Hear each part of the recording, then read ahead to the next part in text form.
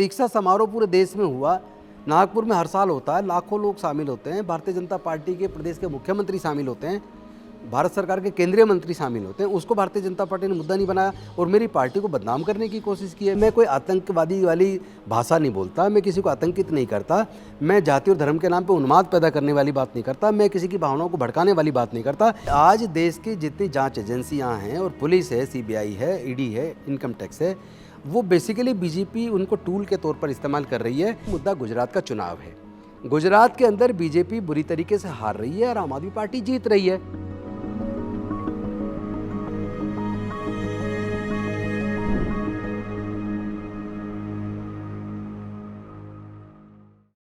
Sir, पहले तो बहुत बहुत शुक्रिया हमसे बात करने के लिए। मेरा पहला सवाल, इस वक्त तक सब लोग ये बात जानते हैं कि जो 22 प्रतिज्ञाएं सेरेमनी में ली गई वो वही प्रतिज्ञाएं हैं जो बाबा साहेब अम्बेडकर ने तब ली थी जब उन्होंने बौद्ध धर्म को अपनाया था।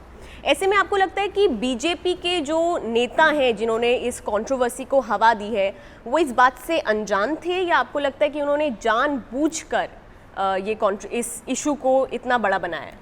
मैं समझता हूँ ये उन्होंने जानबूझकर इस इशू को इतना बड़ा बनाया, चूँकि उसी 5 अक्टूबर के दिन नागपुर की दीक्षा भूमि में भारत सरकार के दो केंद्रीय मंत्री फडणवीस जी और रामदास अठावले जी वहाँ शामिल हुए और वहाँ पे भी दीक्षा हुई, वहाँ पे भी 22 प्रतिज्ञाएँ दोहराई गई हैं।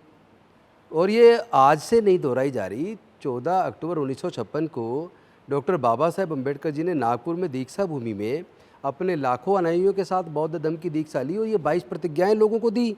तो उसमें कुछ गलत नहीं है, इसमें किसी के धर्म की आस्था को ठेस पहुंचाने वाली कोई बात नहीं है। ये मुद्दा वो नहीं है, मुद्दा गुजरात का चुनाव है। गुजरात के अंदर बीजेपी बुरी तरीके से हार रही है और आम आदमी पार्टी जीत रही है। सर, बीजेपी से हटकर अगर अब हम आम आदमी पार्टी की बात करें तो हमने नोटिस किया कि जब ये पूरी कंट्रोवर्सी हुई तो पार्टी के किसी बड़े नेता का या लीडरशिप का कोई बयान नहीं आया, जिस तरीके के बयान मनीष सिसोदिया जी के लिए आए। यही तो बीजेपी चाहती है कि उनका बयान आए, चूँकि जो वो मुद्दा बनाना चाहती है, हमें इतनी बुद्धि और अकल है।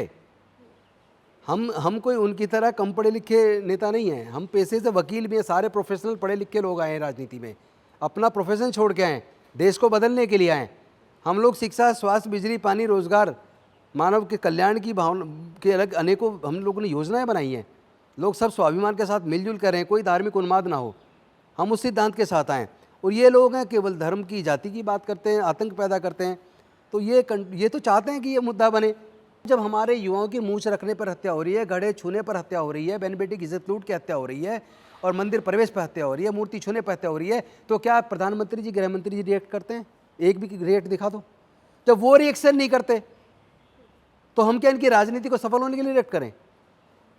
सर, आपने अभी जैसे दो तीन बार आपने इसी इंटरव्यू में कहा है कि प्रधानमंत्री और गृह मंत्री जब इस तरीके की घटनाएं होती हैं तो चुप रहते हैं, इस तरह की कंट्रोवर्सीज होते हैं तो चुप रहते हैं, लेकिन आम आदमी पार्टी बीजेपी नहीं है, एक अलग पार्टी है। आप लोग कहते हैं कि हम आम आदमी पार्टी बोलती है और जायज मुद्दों को उठाती है, लेकिन एक बात मुझे इस मौके पर याद आ रही है। मेरी माता जी हमेशा कहती थी, एक चुप 100 को हराता है। तो जहां जीत हासिल करनी है तो अगर कुछ देर के लिए चुप भी रहना पड़े। सर, केजरीवाल जी की चुप्पी अमित शाह जी की चुप्पी से अलग कैसे है? मोदी साहब की चुप्पी से अलग कैसे है? उनकी चुप्पी है नफरत फैलाने वाली, चुप्पी में फर्क है। ये चुप्पी है नफरत को खत्म करने वाली।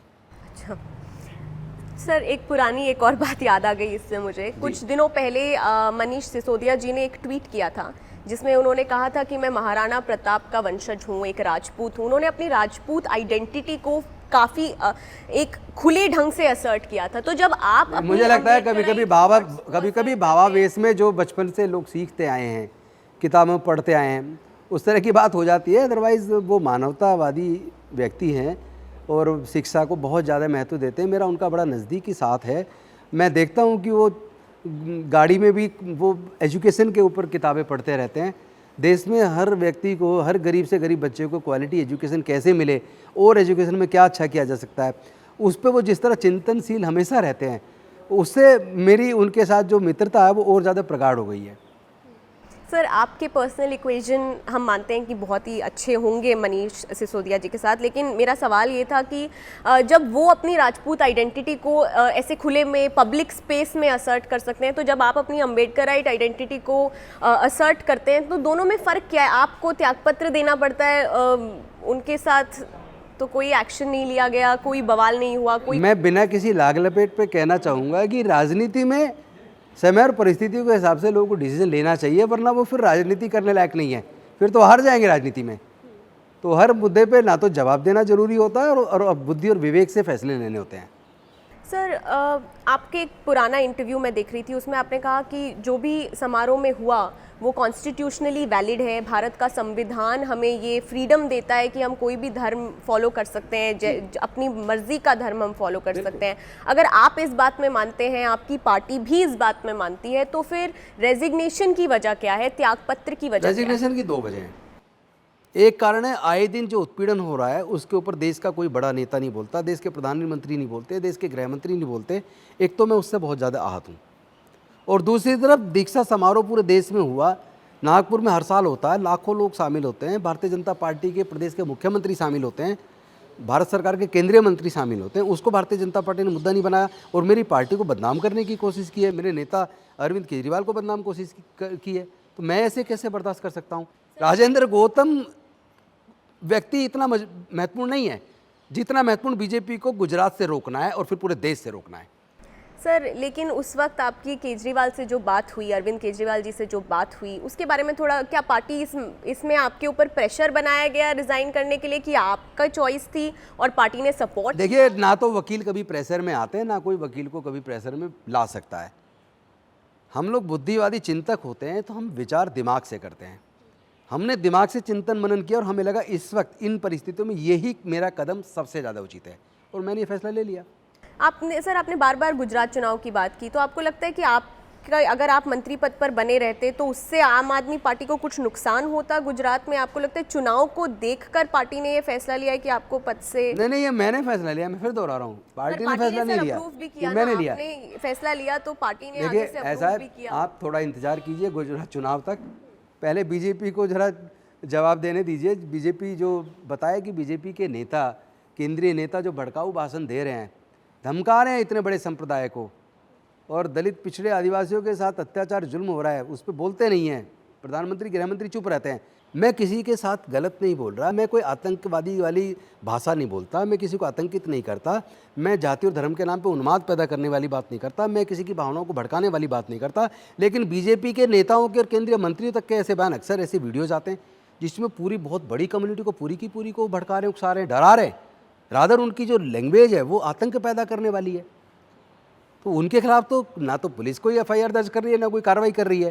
सर यही एक्चुअली मेरा अगला सवाल आपसे यही होने वाला है कि हम अभी आपको दिल्ली पुलिस ने नोटिस भेजा, आपके साथ पूछताछ भी की गई, थोड़ा इन्वेस्टिगेशन का फोकस क्या है, अगर आप उसके बारे में बताएंगे। और एट द सेम टाइम हमने देखा एक रैली रामलीला मैदान में हुई, जहां भाजपा के एमपी और एमएलए ने कुछ विवादित बयान दिए, वहां पर भी आपको काफ़ी टारगेट किया गया। केवल विवादित नहीं दिए, विवादित तो छोटी बात होती है, उन्होंने आतंकित करने वाले बयान दिए, एक बड़े संप्रदाय को आतंकित करने वाले। के खिलाफ जो एक्शन लिया गया और उनके खिलाफ जो एक्शन लिया गया, उस पर आप क्या कहना चाहते हैं? उस पर मैं ये कहना चाहूँगा कि आज देश की जितनी जांच एजेंसियां हैं, और पुलिस है, सीबीआई है, ईडी है, इनकम टैक्स है, वो बेसिकली बीजेपी उनको टूल के तौर पर इस्तेमाल कर रही है।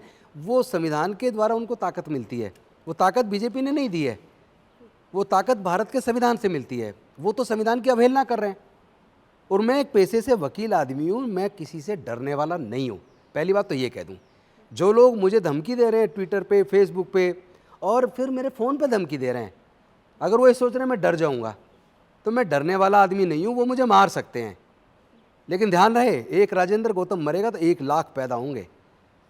लेकिन ये लड़ाई तब तक चलेगी जब तक भारत से जातिवाद खत्म नहीं हो जाता।